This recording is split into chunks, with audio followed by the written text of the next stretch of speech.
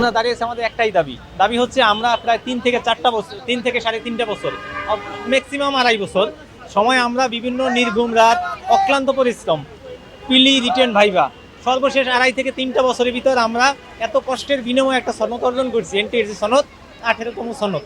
অথচ এই সনদে বর্তমানে ষষ্ঠ গণ বিজ্ঞপ্তি কাজটা প্রায় শেষ পর্যায়ে বা শেষ হয়ে গেছে, কিন্তু সম্পূর্ণভাবে শেষ হওয়ার পূর্ব মুহূর্তেই এনটিএসসি নতুন একটা কারিকুলামের ব্যবস্থা করতেছে 19তম নিয়া।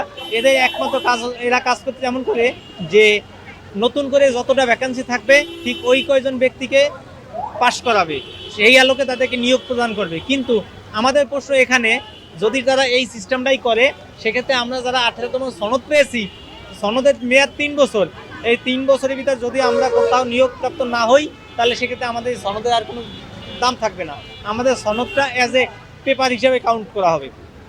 তো আমাদের দাবি এনটিএসসির কাছে 2025, 26, 27 3টি বছরের চাহিদা ওদের কাছে আছে, ভ্যাকান্সি কোন জায়গায় কতটা পোস্ট ফাঁকা আছে থাকবে সব হিসাব ওদের কাছে আছে। তো আমাদের 16,000কে মাঠে না নামাইয়া ওরা যদি আমাদের একটা বিশেষ গণবিজ্ঞপ্তির মাধ্যমে 16,000-এর একটা কর্মসংস্থানের ব্যবস্থা করে দেয়, এতে জাতি হলো কি তারা একজন শিক্ষিত সমাজ থেকে একজন আদর্শ শিক্ষক বা একজন অভিজ্ঞ শিক্ষক পেল। কারণ আমরা সব 3টে ধাপে যোগ্যতার প্রমাণ দিয়ে আজকে এখানে এসেছি, বিদায় আমাদের সনদটা আমরা কার্যকর করতে পারতেছি। আর তারা নীতিমালা চেঞ্জের আগেও আমাদের একটা কর্মসংস্থানের ব্যবস্থা হচ্ছে।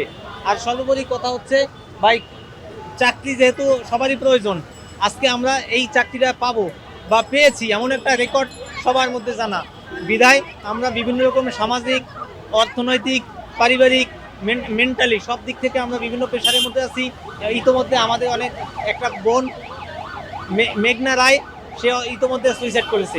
আমরা চাই না আমাদের মতন এরকম তরুণ বয়সে একজন দক্ষ শিক্ষক বা যোগ্য শিক্ষক সুইসাইড করুক, আত্মহত্যা করুক এবং আমাদের প্রকৃত অধিকার থেকে আমরা বঞ্চিত হই, এটা আমরা কখনোই চাই না।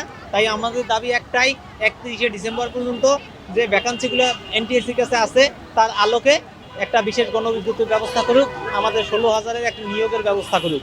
ইতোমধ্যে আমরা প্রধান উপদেষ্টা, শিক্ষা উপদেষ্টা, শিক্ষা সচিব, এনটিএসসি চেয়ারম্যান, মাউসি মহাপরিচালক সবার কাছে আমাদের এই বার্তাটা পৌঁছে দিয়েছি স্মারকের মাধ্যমে।